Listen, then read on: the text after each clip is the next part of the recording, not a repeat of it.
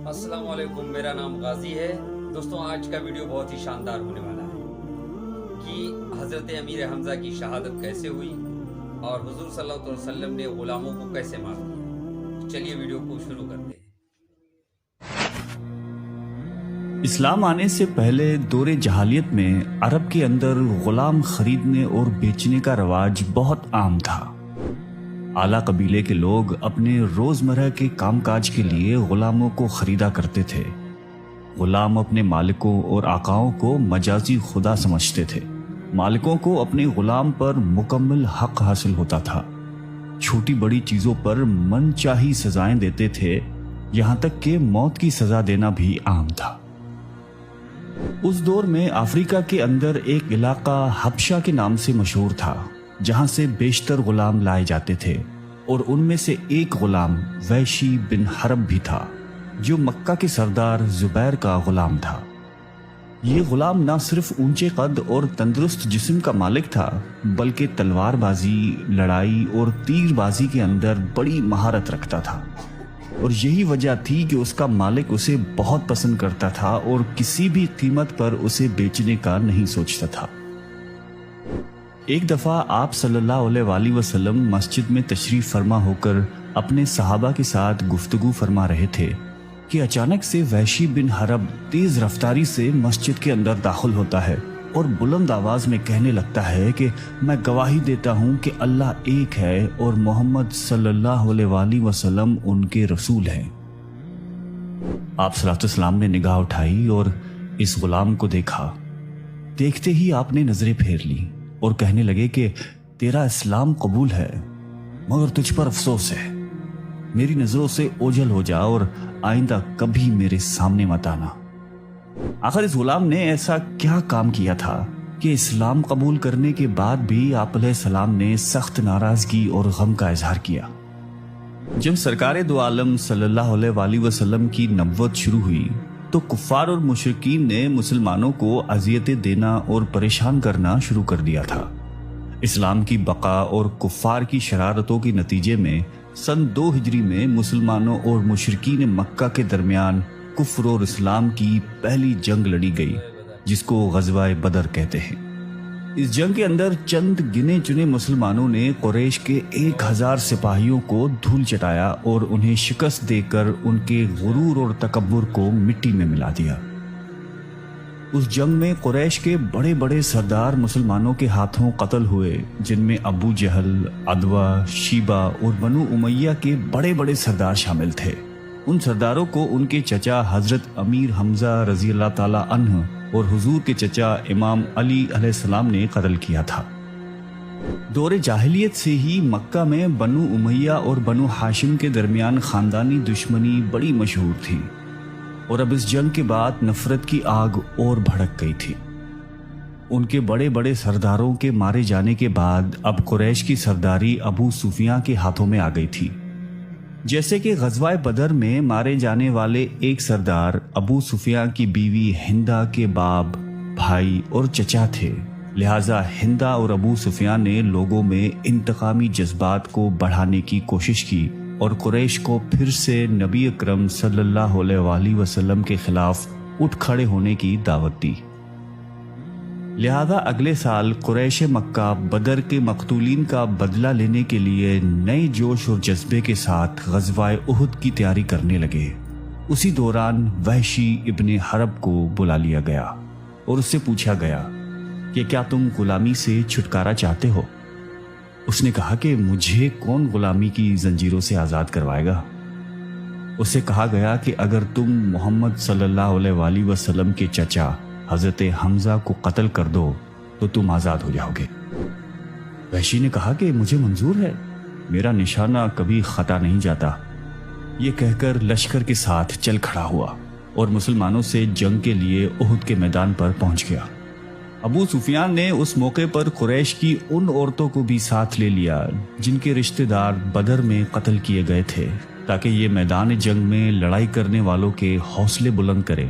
ان عورتوں میں ابو سفیان کی بیوی ہندا پیشو پیش تھی۔ آخر وہ وقت آ گیا اور میدان احد میں جنگ شروع ہوئی۔ میدان میں حضرت حمزہ رضی اللہ تعالی عنہ شیر کی طرح وار کر رہے تھے۔ ان کے ایک ہی وار سے کفار کا کام تمام ہو جاتا۔ وحشی چٹان کے پیچھے گھاٹ لگائے بیٹھا تھا۔ حضرت حمزہ لوگوں کو کاٹ کر آگے بڑھ رہے تھے۔ ان کے سامنے ٹھہرنے اور ثابت قدم رکھنے کی ہمت کوئی نہیں رکھتا تھا۔ جب حضرت حمزہ ایک مشرک سے مقابلہ کر رہے تھے تو وحشی نے موقع پا کر اچانک زوردار وار کیا اور اس کا نیزہ حضرت حمزہ کے پیٹ کے نچلے حصے کو کاٹتے ہوئے اندر داخل ہو گیا۔ نیزہ ان کے جسم میں پیوست ہو گیا تھا۔ جب وحشی کو یہ یقین ہوا کہ وہ فوت ہو گئے ہیں تو وہ خیمے میں جا کر بیٹھ گیا۔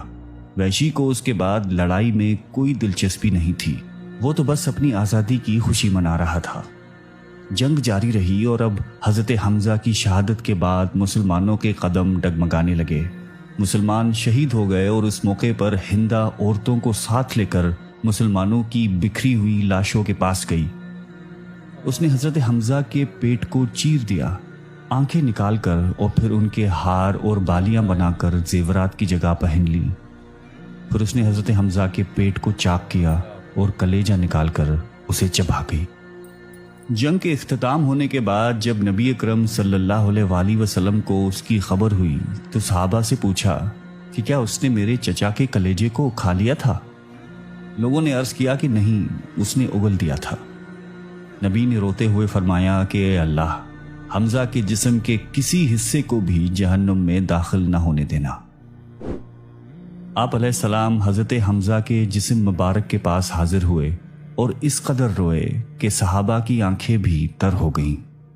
آپ علیہ السلام اس سانحے پر شدید غم زدہ ہوئے جب آپ مدینہ تشریف لائے اور قبیلے کی عورتوں کو اپنے اپنے عزیز و اقابر کی شہادت پر روتے ہوئے سنا تو فرمایا کہ افسوس، حمزہ کے لیے رونے والا کوئی بھی نہیں۔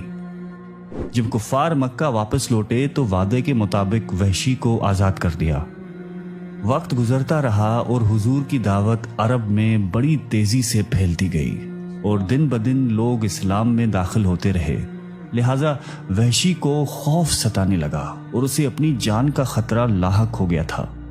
جب مسلمانوں نے مکہ فتح کیا اور نبی علیہ السلام لشکر جرار لے کر مکہ میں داخل ہوئے تو وحشی وہاں سے طائف بھاگ گیا۔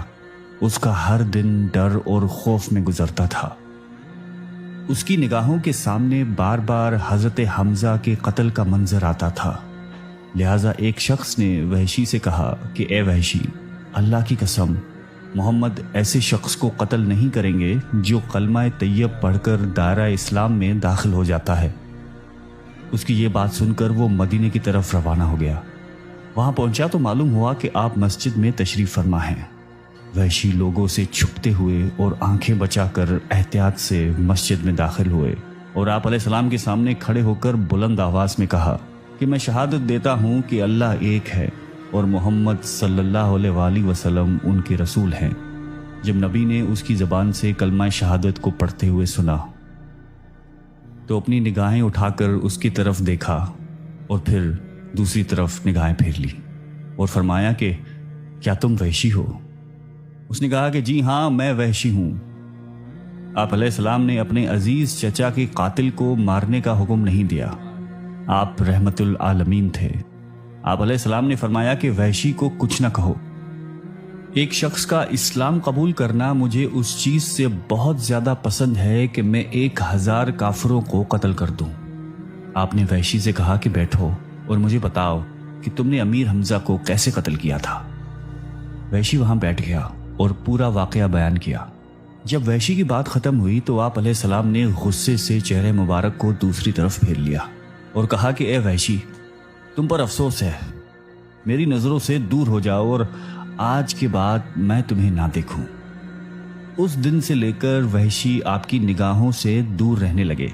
جب آپ علیہ السلام صحابہ کے سامنے بیٹھتے تو وحشی آپ کے پیچھے جا بیٹھتے تاکہ نبی کی نظر مبارک نہ پڑے، یہاں تک کہ آپ علیہ السلام اس دنیا سے چلے گئے۔ حضرت وحشی خود فرمایا کرتے تھے کہ باوجود کہ میں یہ جانتا تھا کہ اسلام پہلے تمام گناہوں کو مٹا دیتا ہے، پھر بھی وہ گھنونا جرم جس کا میں نے انتخاب کیا تھا اس کا خیال مجھے بے چین کیے رکھتا تھا۔ میں شدت سے کسی ایسے موقع کی تلاش میں رہنے لگا کہ کسی طرح اس جرم کا کفارہ کر سکوں۔ हुजूर अलैहिस्सलाम के विसाल के बाद अबू बकर अमीरुल मोमिनीन बन गए। उन दिनों अरब का एक कबीला मुरद्दद हो गया और मुसैलमा बिन ख़ज़ाब नामी एक शख्स ने नबी होने का झूठा दावा किया। मुसलमानों के खिलाफ उसने लश्कर तैयार किया और जंग की नौबत आ गई। हजरत वैशी ने सोचा कि यही वो मौका है कि मुसलमानों की मदद करके पिछले सारे गुनाह धो डालूं। उसने अपना वही नेज़ा हाथ में लिया जिससे हजरत अमीर हमजा को शहीद किया था। हजरत वैशी इस्लाम के लश्कर के साथ जंग के लिए चल पड़े। उन्होंने कसम खा ली कि या तो आज वो मुसलमा को कत्ल करेगा या खुद शहीद हो जाएगा। और जंग का आगाज हुआ। खूब नेज़ों की झड़पें शुरू हुई। हजरत वैशी मुसलमा के इंतजार में थे। मुसलमान सब मुसलमानों को कत्ल कर देना चाहते थे। जब मुसलमान मुसैलमा बिन क़ज़्ज़ाब की फौज पर भारी पड़ने लगे तो मुसलमान ने भागने की तैयारी कर ली। फरार होते हुए उसको सहाबा में से किसी ने देख लिया और वैशी को पुकारा और कहा कि वो रहा खुदा का दुश्मन, जाने ना पाए। जब वैशी की नजर उस क़ज़्ज़ाब पर पड़ी तो नेज़े का एक ऐसा शदीद वार किया कि वो उसके बदन में पेवस्त हो गया। हजरत वैशी ने अल्लाह का शुक्र अदा किया और सजदे में गिर पड़े। तब उनका दिल कुछ मुतमईन हुआ कि उन्होंने हजरत हमजा को शहीद करने की तलाफी कर दी है। सच्चे दिल से मांगे तो बड़े से बड़े गुनाह की भी माफी मिल जाती है। तो ये था हमारा रिएक्शन। वीडियो कैसे लगा आपको? कितना शानदार वीडियो था और कितनी जानकारी का वीडियो था। वैसी का जो है हज़रत अमीर हमजा को का वाक़या जो सामने आया, किस तरीके से आपको शहीद किया गया और ग़ुलाम को कैसे आज़ाद किया गया, ये सारी चीज़ें उस वक्त क्या क्या चीज़ें मुसलमानों के साथ की गई आपने देखा इस वीडियो में। तो दोस्तों, वीडियो अगर आपको अच्छा लगा है तो हमारे चैनल को लाइक करें, शेयर करें, सब्सक्राइब करें और मिलते हैं आपसे किसी और वीडियो में। अल्लाह हाफ़िज़।